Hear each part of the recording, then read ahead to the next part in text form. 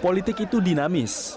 Kata sederhana yang banyak diucapkan orang itu tampaknya tepat untuk menggambarkan kondisi perpolitikan tanah air saat ini. Begitu kuatnya polemik pencalonan Komjen Budi Gunawan sebagai Kapolri hingga membuat kondisi politik Indonesia berputar 180 derajat. Koalisi Indonesia Hebat yang merupakan partai pendukung pemerintah justru terus mendesak Presiden Joko Widodo untuk melantik Budi yang sudah ditetapkan Komisi Pemberantasan Korupsi sebagai tersangka kasus gratifikasi. Adapun Koalisi Merah Putih yang merupakan partai oposisi kini mendukung apapun keputusan Jokowi.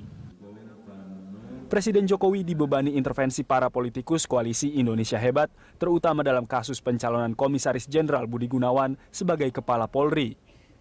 Karena itu, Jokowi berupaya mencari penyeimbang.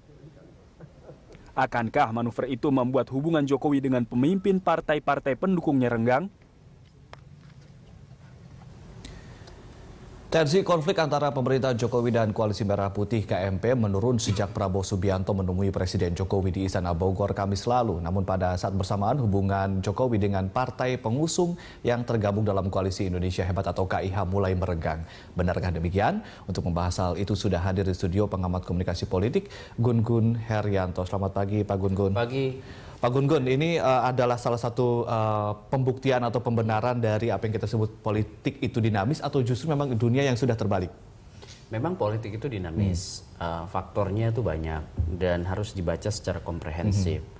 Konteks waktu harus dibaca, konteks kepentingan yang kerap menjadi determinan dari tindakan aktor itu juga kerap dibaca secara utuh. Kalau dari lihat konteks waktu dan juga konteks tadi kepentingan, kalau Anda lihat apa yang Anda baca ketika Jokowi bertemu dengan Prabowo sebagai rival terberatnya ketika Pilpres kemarin? Ya, membaca itu harus memahami panggung pesan dan substansi pesan.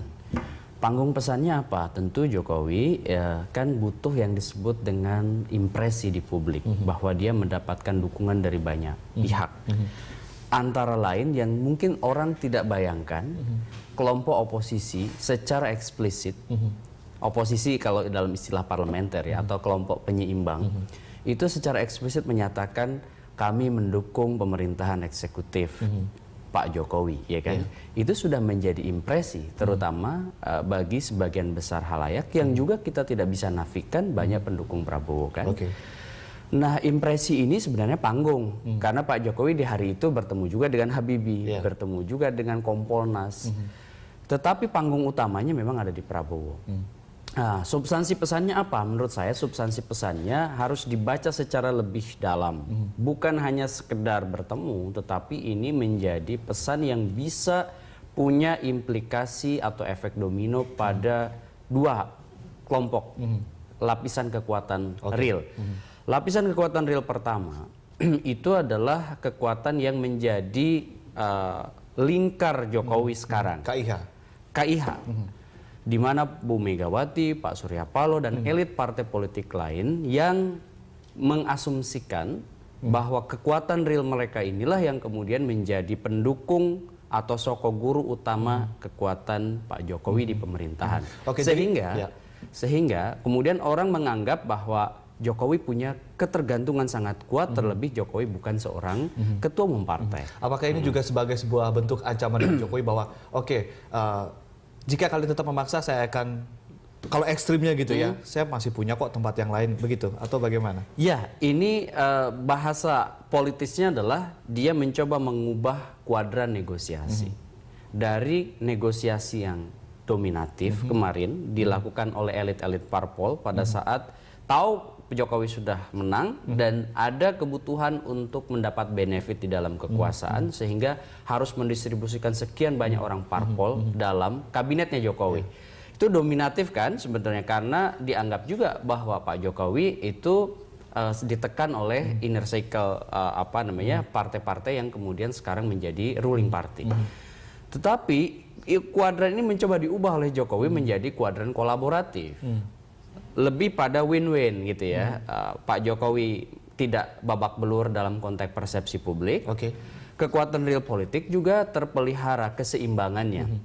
Sehingga kemudian Jokowi ada kecerdasan juga di situ sebenarnya ya kalau kita mau melihat sisi positifnya. Dia ketemu dengan Pak Prabowo untuk menjadi pesan bahwa sebenarnya banyak opsi yang bisa diambil oleh Pak Jokowi. Tidak hanya tergantung dikte dari KIH. Tetapi kita juga harus melihat, saya belum sampai pada melihat langkah Jokowi ini sebagai upaya untuk keluar dari KIH. Dia menurut saya akan tetap mempertahankan afiliasi lama dengan Koalisi Indonesia Hebat, tetapi dengan model atau pendekatan-pendekatan baru yang jauh lebih kolaboratif. Jadi kalau Anda ingin mengatakan bahwa kalau Jokowi sampai akhirnya memutuskan keluar dari KIH lalu berpaling ke KMP itu adalah paling ekstrim dan itu pun tidak akan terjadi. Saya pikir tipikal Jokowi agak beda dengan Ahok yang berani keluar dari Gerindra. Kenapa? Karena culture yang melatar belakangi dari Jokowi? Satu, karena atmosfer politik nasional itu kompleks, lebih kompleks dari DKI. Yang kedua, Pak Jokowi ini tipikal menurut saya politik Jawanya juga kita harus hitung sebagai background ya, background dia sebagai politisi yang kehati-hatiannya mungkin mirip-mirip seperti SBY. Dan ingat, politik Indonesia sejak reformasi terutama itu lebih dominan ditandai dengan ciri pola koopsi.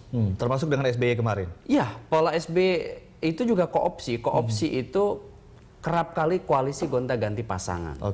Pasangan dalam hal ini adalah wapresnya atau justru kabinetnya atau bagaimana nih? Pasangan dalam koalisi. Ingat misalnya seperti Golkar, itu kan awalnya tidak mendukung SBY, tetapi kemudian berubah, konstelasi berubah dalam koalisi pembentukan pemerintahan, Golkar masuk di dalam struktur pemerintahan. Pun demikian dengan Pak Jokowi.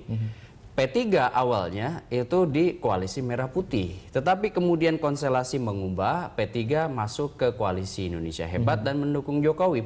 Itu pun masih bisa terjadi pada partai-partai lain, termasuk Golkar misalnya. Karena ada political interest yang bisa mengubah konfigurasi kekuatan politik. Terlebih misalnya, kita perhatiin, konstelasi sekarang itu nyaris kekuatan di luar pemerintahan itu kehilangan orientasi bersama. Kalau kemarin ada yang namanya RUU Pilkada dan sedikit mengubah ritme ya, kelompok non kekuasaan itu bersemangat karena apa, pilkada kembali ke DPRD, punya tujuan, punya goal bersama, punya goal bersama. Baik, Pak Gun-Gun, kalau kita lihat berarti Anda ingin mengatakan bahwa Jokowi justru memiliki bargaining position yang kuat terhadap KIH dalam hal ini. Ya, saya melihat kalau ada dukungan real dari non kekuatan pemerintah, artinya berarti kekuatan Pak Prabowo. Artinya rugi CS, juga kalau KIH melepas Jokowi. Saya tidak yakin KIH akan melepas Jokowi. Jika memang paling ekstrim itu terjadi. Saya nggak yakin, kenapa? Karena rata-rata partai di Indonesia, apalagi misalnya dapat kesempatan menjadi ruling party, dia pasti tidak mau zero sum game. Dia tidak mau bertempur habis-habisan kemudian tidak dapat apa-apa. Bertempur untuk BG tapi akhirnya tidak dapat apa-apa gitu ya. Baik Kang Pak Gun-Gun, nanti kita akan sambung lagi setelah jeda yang satu ini, dan pemirsa tetaplah bersama kami di Jurnal Pagi.